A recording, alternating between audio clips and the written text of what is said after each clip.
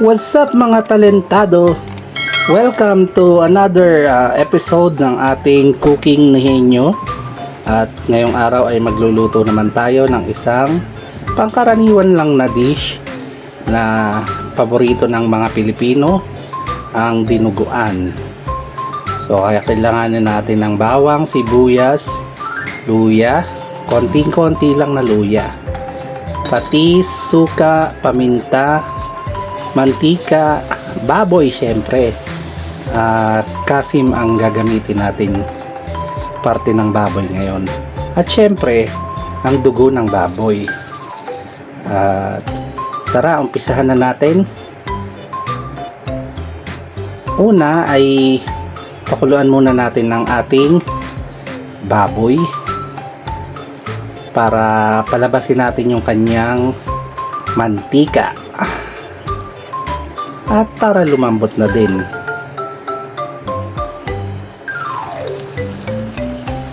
So ayan, at nagmamantika na siya. Haluin lang natin para hindi dumikit sa kawali. At pagkatapos nyan ay ating isasangkot siya. Gisa-gisa lang naman to. Napakasimple lang naman ng ulam na ito. Gisa-gisa lang, and then timpla, tapos ayun na, sundan nyo lang yung nasa video. At nag-research ako tungkol sa dish na ito at napag-alaman ko na may alamat pala ito, no? So nung unang panahon, may mag-asawa, may isang pamilya. So nagkatay ng baboy yung tatay at yung nanay naman ay magluluto. So habang nagluluto si nanay, yung dugo ng baboy na kinatay ni tatay ay isinalin niya sa isang container. And then habang nagluluto si nanay, nagpapalambot ng baboy, buhat-buhat ni tatay yung dugo at natisod siya. Sa di inaasahan, natapon yung dugo dun sa sinasangkot siya ni nanay na baboy. Ayun, hindi sinasadya at humalo nga yung dugo ng baboy. So medyo marami-rami yung natapon dun sa niluluto ni nanay, kaya hinayaan na lang niya, no? So ginawan na lang niya ng paraan.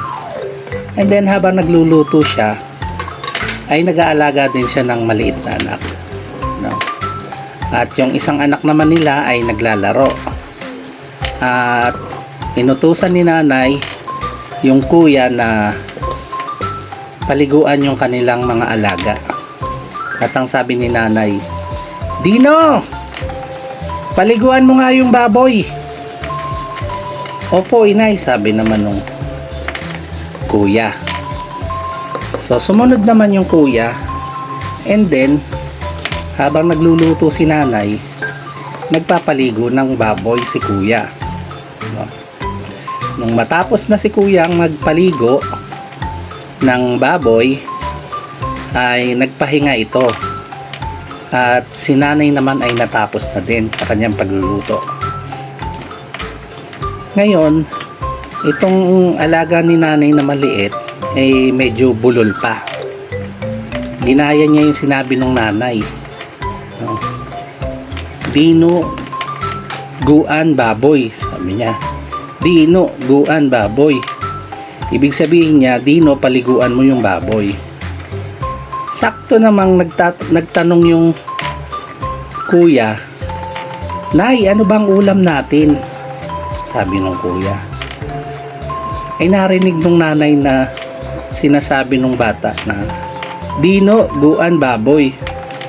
Kaya yun, dun na nagumpisa na tawagin na dinuguang baboy ang niluto ni nanay. O, di ba? Napaka epic na istorya. Alright. At ayun na nga. Balik tayo sa pagluluto. At naisali na natin ang dugo. Sinala natin siya para makuha natin yung mga buo-buo.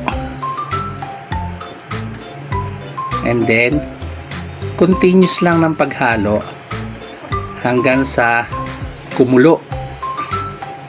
Huwag niyong titigilan ng paghalo para hindi siya mamuo at hindi siya manikit sa ating kawali. Alright. At tuloy-tuloy lang nga sa paghalo hanggang sa ito ay kumulo. So, sana nagustuhan nyo ang napakawalang kwentang kwento natin for today. At ayun na nga. Tayo natin siyang kumulo. Kumukulo na siya unti-unti.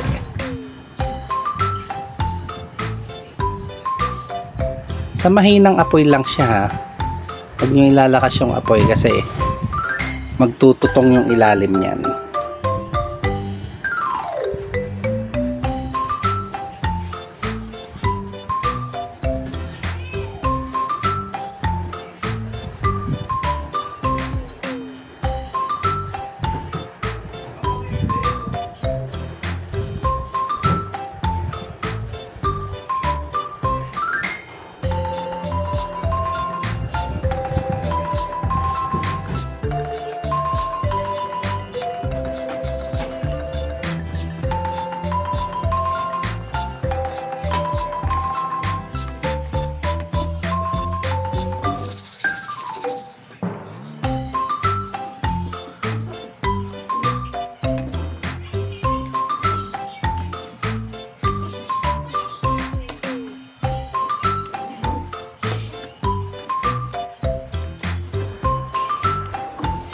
At haluin ulit natin siya at lagyan natin ng suka.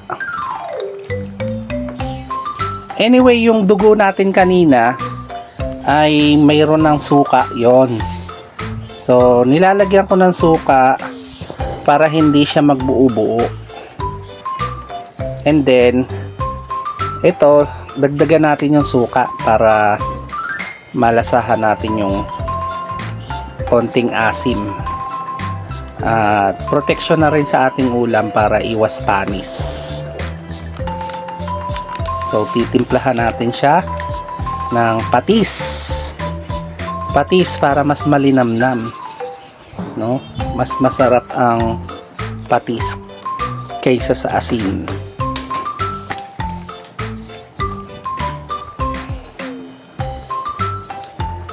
At sa amin sa Nueva Ecija, naglalagay kami ng kamyas, no?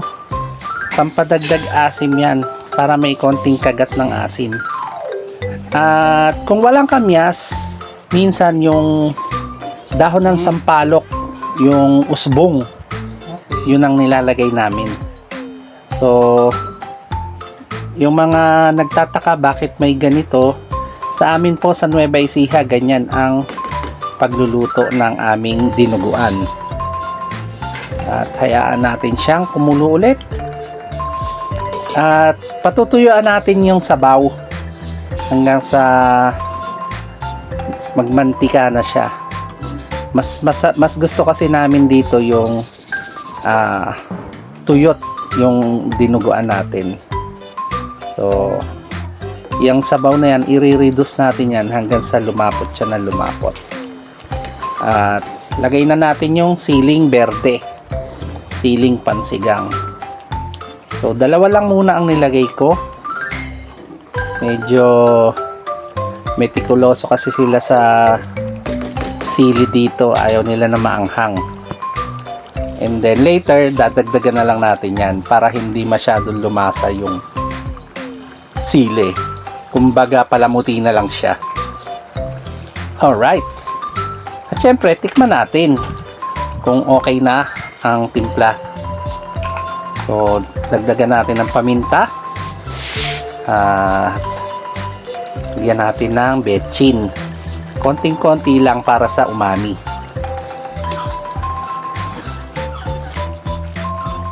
And then, haluin natin ulit. At ayun na nga, nilagay ko na yung additional na siling berde. At hayaan lang natin siyang matuyuan. Basta continuous lang tayo ng halo.